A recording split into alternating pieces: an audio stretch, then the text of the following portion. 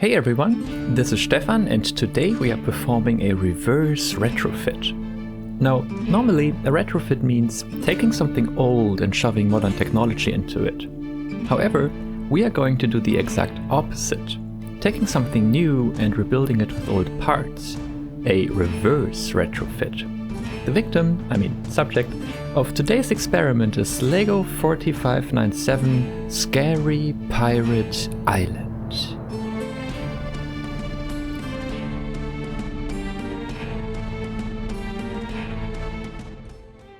Before we get into it, I want to talk a bit about the set itself because it is interesting in multiple ways. First of all, it is a gift with purchase. And while I don't necessarily agree with the practice of locking sets behind a paywall, it's actually the reason I came up with the reverse retrofit. I was somewhat interested in the set, but not quite interested enough to spend several $100s on something I'm not interested in at all, only to get something I'm somewhat interested in, if that makes any sense. So I thought, why not rebricking the set myself and turn it from something I somewhat like into something I really like? Alright, now I actually quite enjoy the concept of the set. It's a spooky island, thanks to its black and dark red color scheme and its shark-shaped cliff. Quite original. However, if you know anything about me, I have a weakness for classic LEGO Pirate sets. So much so that I'm currently building a huge classic LEGO Pirates build. You can see a sneak peek on my channel. Now the problem is, I wouldn't be able to put this set into it because it would stick out like a sore thumb or a sore peg leg. It's a nice little set, but style-wise it just doesn't work for two reasons. The first one is quite obvious. It's a modern set and therefore uses modern parts and modern colors that weren't available at the time. I don't have to tell you how strange it would look if there would suddenly be a bit of medium azure amidst a deep blue ocean. This means every part and every color that wasn't available until 1997, the final year of the golden LEGO Pirates age, has to be swapped.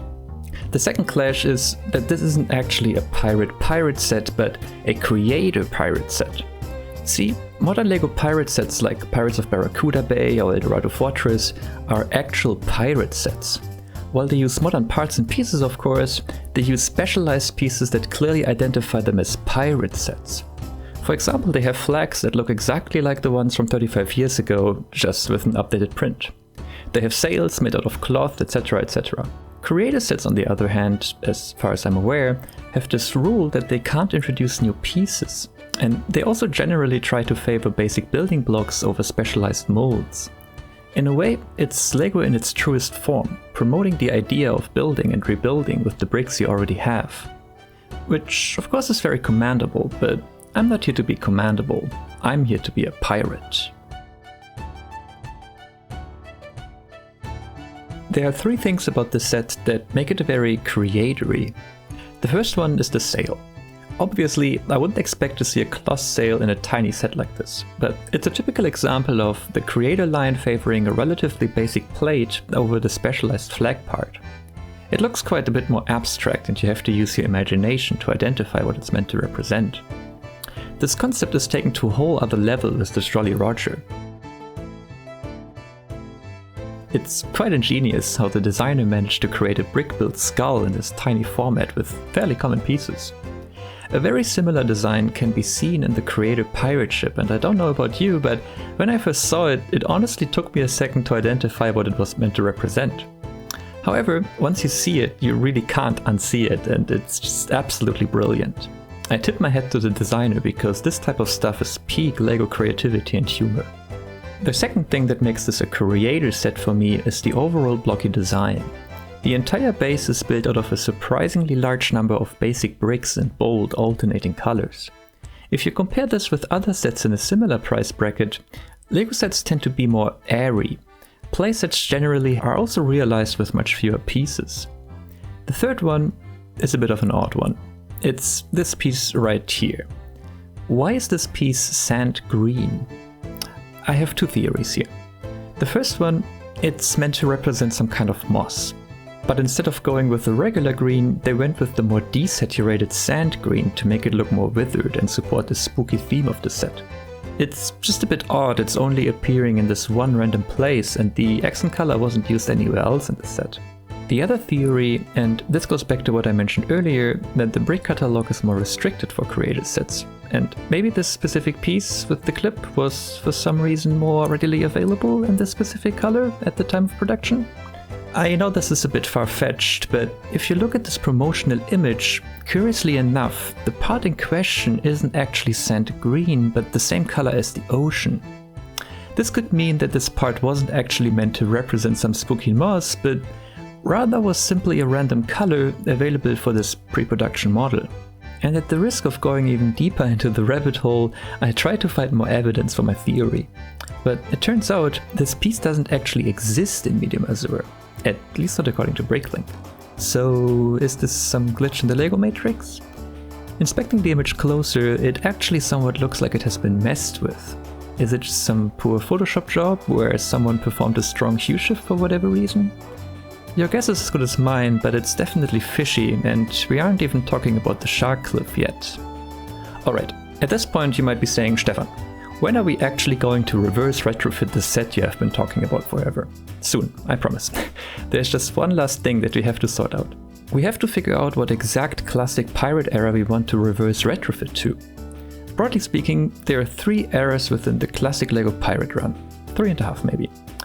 Each new era is marked by a new line of ships and a new adversary faction. I'm not going to go into detail what distinguishes each era from one another, because that's more than enough content for its own video. But the TLDW is, the era most fitting is the second one, because it brought us LEGO 6279 Skull Island. And you'll notice there are 2 big similarities here. It also features a red-black color scheme, and it also comes with a rock formation that resembled something else. See, in Rock Island Refuge, the rocks really just look like, well, rocks. However, in Skull Island we have, and this might come as a surprise to you, a rock formation that looks like a skull. So the whole concept of a cliff resembling a shark is just very fitting. Now that we identified everything that has to be changed and also agreed upon what we want to change it into, behold my attempt at reverse retrofitting Scary Pirate Island to the mid-90s. What you're looking at here is actually already the second iteration that I built, where I fixed a lot of things that didn't get quite right the first time. To explain a bit better some design considerations and the thought process that went into this model, let's rewind a bit and let's take a look at the previous one. For this first version, I tried to stick as closely as possible to the source material while giving it a 90s facelift.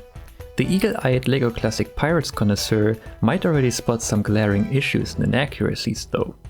Back in the day, there was a certain size threshold that would determine if a set would be built up on a regular plate or a base plate. Take Smuggler's Shanty, 70 pieces, regular plate. But Volcano Island? That's 119 pieces and it already gets a base plate. Scary Pirate Island has 214 pieces. In the 90s, that's not just baseplate territory, that's practically a continent. Even though I swapped the colors from tan and medium azure to bright blue and yellow, and used square plates instead of wedges, it's technically not quite era accurate and the set really should be on a base plate. Otherwise, you'll see that I did my due diligence in terms of colors and swapped everything to the classic color palette. The dark red for the structure is now bright red, matching with Skull Island, and the bluish greys are swapped for the old greys. However, dark grey was, much like brown, still a very rare color in the early 90s and pretty much exclusively reserved for special modes like burbs, slurps or weapons. Basic bricks and slopes in dark grey were only introduced in 1998 with themes like the highly regarded Adventurers, 1 year too late for our pirates as they ended in 1907. Another issue is his upper lip or gum. I had to deviate a bit more here since the specialized tooth part wasn't available back then. The round cones were used on the skull and Volcano Island as well, so it's a suitable substitute. However, upon closer inspection, while it looks fine, the set would have never made it through LEGO's approval process, because it would require us to build from top to bottom. The building experience is quite important to the LEGO group. They did a lot of play and building tests with kids back then, and anything other than building from bottom to top was deemed too difficult for kids. As Jörn Thompson said in an interview, quote, "Nowadays it's not unusual to have studs on the side of elements, but in 1991 it was still thought that it might cause building challenges for children if you opened up the possibility of building sideways." It's actually very interesting because this creator set has an 8+ rating and it does have snot techniques all over the place. Does this mean kids got actually smarter in the last 30 years? Or is it because of the more detailed instructions that allow for more intricate building techniques? Or was LEGO just underestimating us back then? I'll let you find it out in the comments. The last issue that we already identified earlier is the overall piece count. There are a lot of pieces going into this tiny shark cliff, especially on the back. As you saw earlier, sets like Volcano Island literally have half the pieces for very similar dimensions. And they use much bigger pieces like the aforementioned single mode rocks. Just to really drive home the point how LEGO was able to do so much more with so much less back then, Shipwreck Island has 216 pieces. That's only 2 more than Scary Pirate Island while taking up almost 3 times the space. While I'm confident I can fix all aforementioned issues, the piece count is going to be a challenge, but let's see what we can do.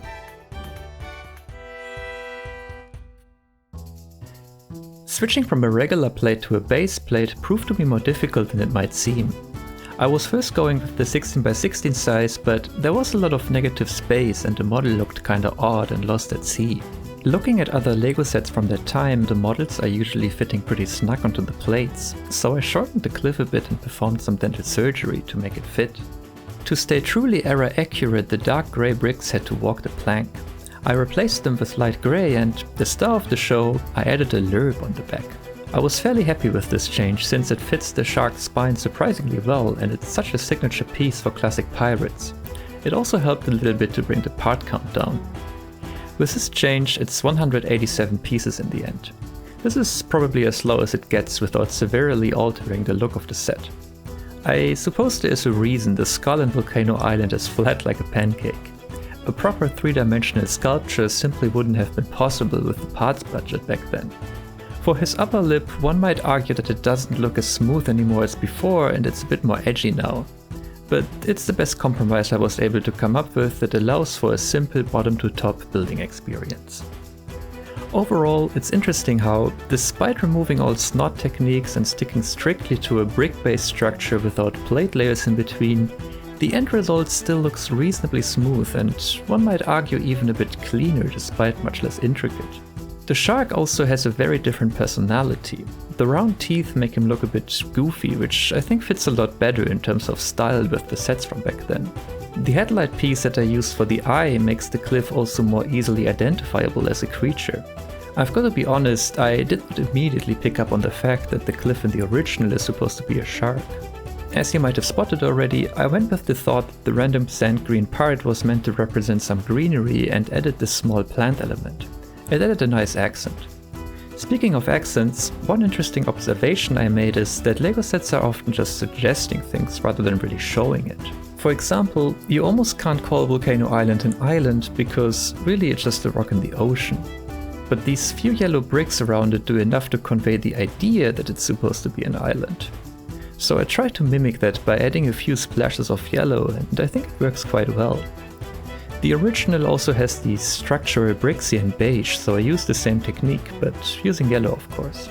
Otherwise, no matter how much I like the brick built flag, I had to trade it for the one that we all know and love to stay authentic.